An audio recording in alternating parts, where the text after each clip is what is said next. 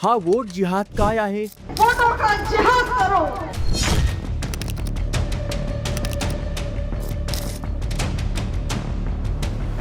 2024 लोकसभा निवडणुकीत काँग्रेस सपा नेत्या मारिया आलम खान यांनी भाजपला हरवण्यासाठी मुस्लिमांना एकत्र येऊन वोट जिहाद करण्याचं आवाहन केलं. बहुत खामोशी के साथ एक साथ होके वोटों का जिहाद करो, क्योंकि हम सिर्फ वोटों का जिहाद कर सकते हैं। त्यांचा खरा हेतू हिंदुत्व नष्ट करणं.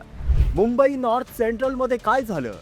कुर्ला बूथ क्रमांक 28 मध्ये 13,498 पैकी भाजपला फक्त 104 मतं मिळाली.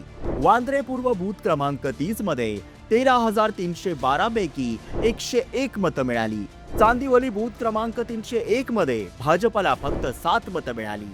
रिझल्ट नंतर वर्षा गायकवाड एका कार्यक्रमात होत्या. तिथे जाहीरपणे म्हटलं गेलं, ज्याने मुस्लिमांना त्रास दिला अशा व्यक्तीला म्हणजेच उज्ज्वल निकम यांना त्यांनी हरवले. त्याला हरवणं हे सर्वात मोठं काम होतं. अजमल कसाब आणि याकूब मेमनला फाशीची शिक्षा देणाऱ्या वकिलाला हरवणे म्हणजे तुम्ही जिहादींच्या बाजूने आहात.